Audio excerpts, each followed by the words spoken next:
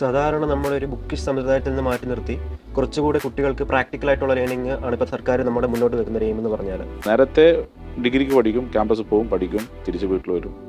ആ ഒരു സിസ്റ്റം മാറണം. നമസ്തേ, ടോക്ക് വിത്ത് ലീഡറിൻ്റെ പുതിയൊരു എപ്പിസോഡിലേക്ക് ഏവർക്കും സ്വാഗതം. ഇന്ന് നമ്മുടെ കൂടെ എത്തിച്ചേർന്നിരിക്കുന്നത് കേരള നിയമസഭാ സ്പീക്കറായിട്ടുള്ള എൻ ഷംസീർ സാറാണ്. സാർ നമസ്തേ. സാർ, നമ്മുടെ കേരളം ഇപ്പം കുറേ കൂടി മാറ്റങ്ങൾ വന്നുകൊണ്ടിരിക്കുകയാണ്, പ്രത്യേകിച്ച് വിദ്യാഭ്യാസ രംഗത്ത്.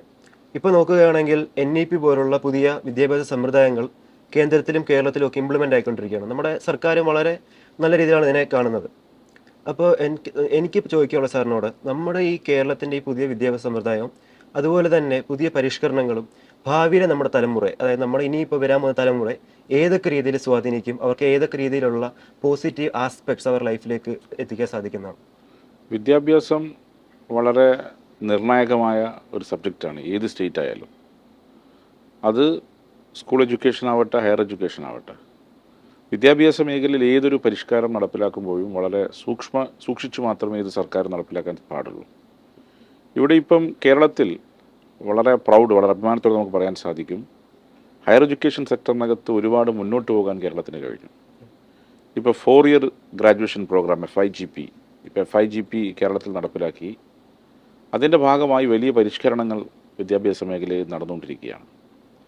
അതോടൊപ്പം തന്നെ നമ്മുടെ ഒരു കാഴ്ചപ്പാട്, നേരത്തെ ഡിഗ്രിക്ക് പഠിക്കും, ക്യാമ്പസിൽ പോകും, പഠിക്കും, തിരിച്ച് വീട്ടിൽ വരും. ആ ഒരു സിസ്റ്റം മാറണം. പകരം ഏൺ വൈൽ യു ലേൺ, പഠിക്കുമ്പോൾ തന്നെ നിങ്ങൾക്ക് ജോലി ചെയ്യാനും സാധിക്കുന്ന രീതിയിലേക്ക് വിദ്യാഭ്യാസ ക്രമം മാറണം. ഇപ്പോൾ ലോകത്തിൻ്റെ പല രാജ്യങ്ങളും നിങ്ങൾ പോയാൽ കാണാൻ സാധിക്കുന്നൊരു കാര്യം, കുട്ടികൾ തന്നെ ജോലി ചെയ്താണ് പഠിക്കുന്നത്. അതൊരു ബാലവേലയൊന്നുമല്ല, കുട്ടികളെ കുറച്ചുകൂടി റെസ്പോൺസിബിൾ പൗരന്മാരാക്കി വളർത്താൻ വേണ്ടിയാണ്. അപ്പോൾ അതിൽ സംസ്ഥാന ഗവൺമെൻറ് ആ നിലയിലേക്ക് വളരെ സീരിയസ് ആയ ആലോചനകൾ നടത്തിക്കൊണ്ടിരിക്കുകയാണ്. പഠിക്കുമ്പോൾ തന്നെ ഏതെങ്കിലും കമ്പനികൾ എന്ന് പറഞ്ഞാൽ വലിയ കമ്പനികൾ ഒരുപാട് സമയം ജോലി എടുക്കല്ലോ, 1-2 മണിക്കൂർ അവർ ജോലി ചെയ്യുക, അവർക്ക് റിമ്യൂണറേഷൻ കൊടുക്കുക, ആ റിമ്യൂണറേഷൻ കൊണ്ട് അവർ പഠിക്കുക. അപ്പോൾ ആ രീതിയിലേക്ക് വിദ്യാഭ്യാസ ക്രമം മാറിക്കൊണ്ടിരിക്കുകയാണ്. ആ രീതിയിലേക്ക് മാറ്റാൻ വേണ്ടിയുള്ള തീവ്ര പരിശ്രമത്തിലാണ് ലെഫ്റ്റ് ഗവൺമെൻറ്റും. സാധാരണ നമ്മളൊരു ബുക്കിഷ് സമ്പ്രദായത്തിൽ നിന്ന് മാറ്റി നിർത്തി കുറച്ചുകൂടെ കുട്ടികൾക്ക് പ്രാക്ടിക്കലായിട്ടുള്ള ലേണിംഗ് ആണ് ഇപ്പോൾ സർക്കാർ നമ്മുടെ മുന്നോട്ട് വെക്കുന്ന എയിം എന്ന് പറഞ്ഞാൽ. ബാക്കിയുള്ള സംസ്ഥാനങ്ങൾ വെച്ച് നമ്മൾ കമ്പയർ ചെയ്യുമ്പോൾ ഒന്നാമത് നമുക്കൊരു ഗുണം എന്ന് പറഞ്ഞാൽ നമ്മുടെ വന്നിരിക്കുന്ന സർക്കാരുകളുടെ തന്നെ ആയിട്ടുള്ള നല്ലൊരു സാക്ഷരതാ നിരക്ക് നമുക്ക് കേരളത്തിനുണ്ട്. അതുപോലെ തന്നെ നമുക്ക് നല്ലൊരു വിദ്യാഭ്യാസം മറ്റുള്ള സംസ്ഥാനങ്ങൾ വെച്ച് കമ്പയർ ചെയ്ത് നോക്കുമ്പോൾ നല്ലൊരു ഉന്നതതല വിദ്യാഭ്യാസം നമുക്ക് ഇന്ന് കുട്ടികൾക്ക് എത്തിക്കാൻ സാധിക്കുന്നുണ്ട്. അത് തന്നെയാണ് നമ്മുടെ ഗവൺമെൻറ്റിൻ്റെയും കേരള സർക്കാരിൻ്റെയും ഏറ്റവും വലിയൊരു മഹത്വ വ്യക്തി എന്ന് പറയുന്നത്. ഇവിടെ ഇപ്പോൾ മികച്ച സർവകലാശാലകൾ ഇന്ത്യയിലെടുത്താൽ 10 സ്ഥാനങ്ങൾക്കകത്ത് വരുന്നൊരു കേരള യൂണിവേഴ്സിറ്റിൻ്റെ MG ഉണ്ട്, ക്യുസാറ്റ് ഉണ്ട്. അപ്പോൾ മികച്ച യൂണിവേഴ്സിറ്റികളും മികച്ച വിദ്യാഭ്യാസവും ഉള്ള സംസ്ഥാനം തന്നെയാണ് കേരളം. നേരത്തെ അങ്ങനെയാണ്, അത് കൂടുതൽ മെച്ചപ്പെട്ട് മുന്നോട്ട് പോവുകയാണ്. അപ്പോൾ ആ നിലയിൽ ഉന്നത വിദ്യാഭ്യാസ മേഖലയിൽ വലിയ രീതിയിലുള്ള മാറ്റങ്ങൾക്ക് ഈ ഗവൺമെൻറ് നേതൃത്വം കൊടുക്കുന്നു. അതുകൊണ്ട് തന്നെ സർവകലാശാലകൾക്കകത്ത് ഇപ്പോൾ കേരളം നിങ്ങൾ ശ്രദ്ധിക്കേണ്ടത്, വ്യത്യസ്ത യൂണിവേഴ്സിറ്റികൾ വന്നു. നേരത്തെ ഉണ്ടായിരുന്ന കേരള മാത്രമായിരുന്നു, കേരള MGയും പിന്നീട് കാലിക്കറ്റും ആയിരുന്നു കേരളത്തിലാകെ ഉണ്ടായത്.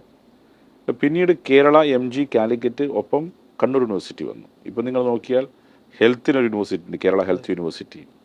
ടെക്നിക്കൽ എഡ്യൂക്കേഷന് വേണ്ടി, എഞ്ചിനീയറിംഗിനും മറ്റ് സബ്ജക്റ്റുകൾക്ക് വേണ്ടി കേരള ടെക്നിക്കൽ യൂണിവേഴ്സിറ്റി, നമ്മുടെ ബഹുമാനപ്പെട്ട APJ അബ്ദുൽ കലാമിൻ്റെ പേരിൽ. അതുപോലെ തന്നെ ഇപ്പോൾ ഏറ്റവും ഒടുവിൽ നിങ്ങൾക്കറിയാൻ പറ്റും ഡിജിറ്റൽ യൂണിവേഴ്സിറ്റി വന്നു. അപ്പോൾ ഓരോ സെക്ടറിനകത്തും യൂണിവേഴ്സിറ്റികൾ വന്നുകൊണ്ടിരിക്കുകയാണ്. ക്യുസാറ്റ് ഒരു പ്രധാനപ്പെട്ട യൂണിവേഴ്സിറ്റിയാണ്. ഡിജിറ്റൽ യൂണിവേഴ്സിറ്റി ഒരു സൈഡിലുണ്ട്, മലയാളം സർവകലാശാലകളുണ്ട്. ഇങ്ങനെ സർവകലാശാലകൾ തന്നെ ഓരോ സ്ട്രീമിനും വേണ്ടി ആരംഭിച്ച് ബഹുദൂരം മുന്നോട്ട് പോയൊരു സംസ്ഥാനമാണ് കേരളമെന്ന് പ്രൗഡായി നമുക്ക് പറയാൻ പറ്റും. ഓക്കെ, കേരളത്തിൻ്റെ ഈ മാറ്റങ്ങൾ ഏതൊരു സംസ്ഥാനത്തിനും കണ്ടുപഠിക്കാവുന്നതാണ്. കേരളം ഒരു സാധാരണ ഒരു ചെറിയ സംസ്ഥാനം എന്ന നിലയിൽ ഭൂപ്രദേശപരമായി ചെറുതായിരിക്കാം, പക്ഷേ എന്നാലും കേരളം അച്ചീവ് ചെയ്ത ഈ കാര്യങ്ങളൊക്കെ ഏതൊരു സംസ്ഥാനത്തിനും ഭാവിയിലും കണ്ടുപഠിക്കേണ്ട ഒരു കാര്യമാണ്. ഇത്രയും നേരം സാറിന് തിരക്കുള്ള ഷെഡ്യൂളിനിടയിൽ നമുക്ക് തന്നതിന് വളരെ thank you. Thank you sir.